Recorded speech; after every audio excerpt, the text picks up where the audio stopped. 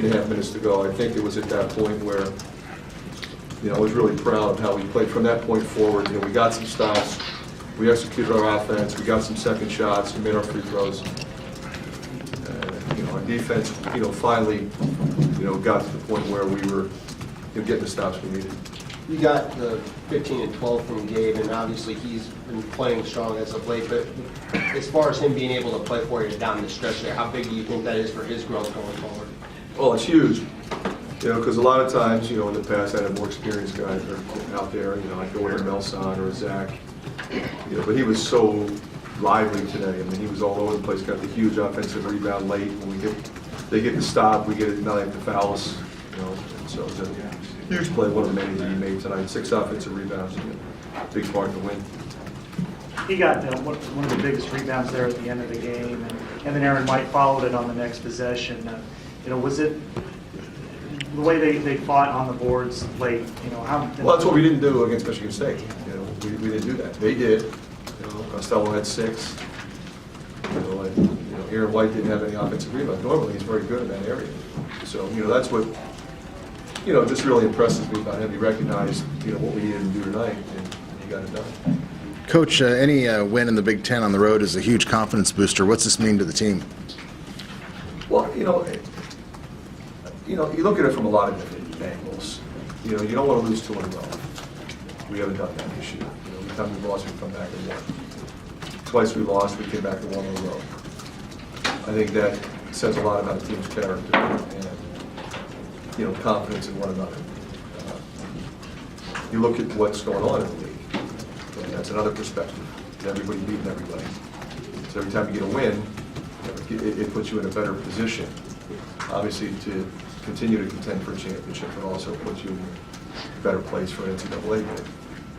So, it would have been easy for us tonight when they came back the way they did, to kind of fold up and go back home for 2. And I think if you're going to be a team that contends in this league, you better be able to come back and perform the way you did. So I'm really, really proud of my guys.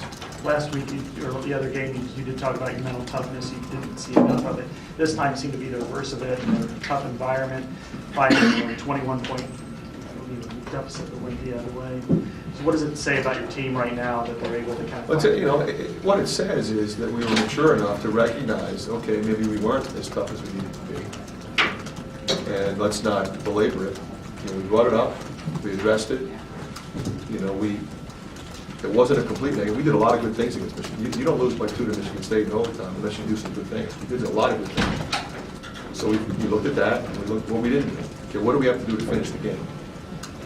Well, we better get some second shots. We got to the free throw line a lot, but if you're going 15 minutes without a field goal, you better get an offensive rebound somewhere. We had some droughts tonight. And you look at Gabe especially. You got 15 offensive rebounds against 6. You have to do that, especially on the road. Coach, they scored, I think, 24 of 29 possessions during that big comeback. You just couldn't stop the dribble drive. They were getting to the lane. Did you make any adjustments down the stretch, or did you guys just buckle down and play?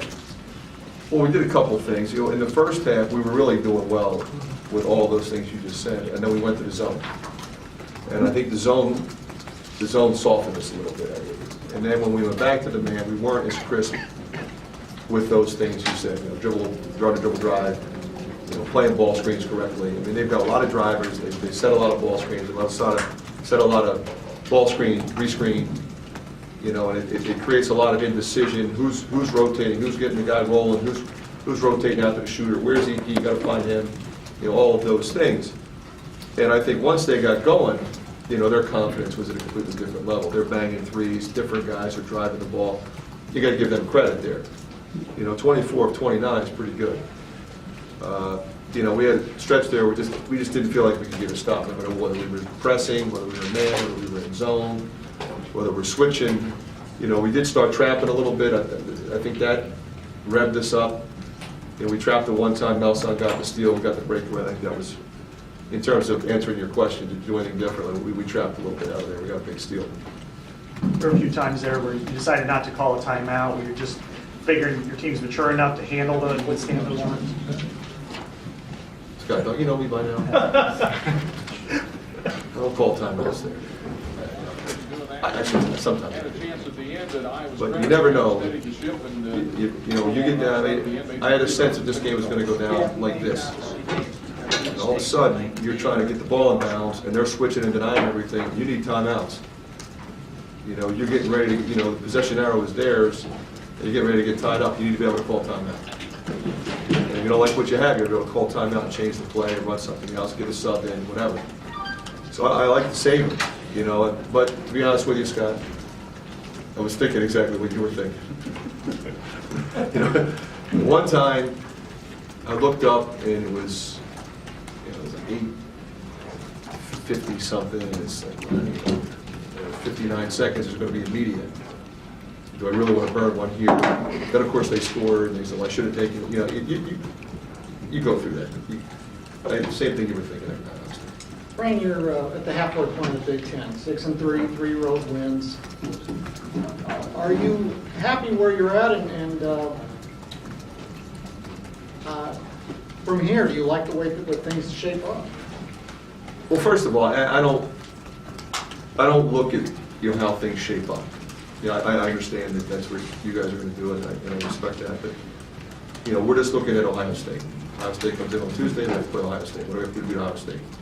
And they got a big road win today. Very good team. And that's how we're looking at it. But as far as the first part of your question was, you know, are you pleased? Well, you know, I think you look and say, well, 3 road wins, 6-3.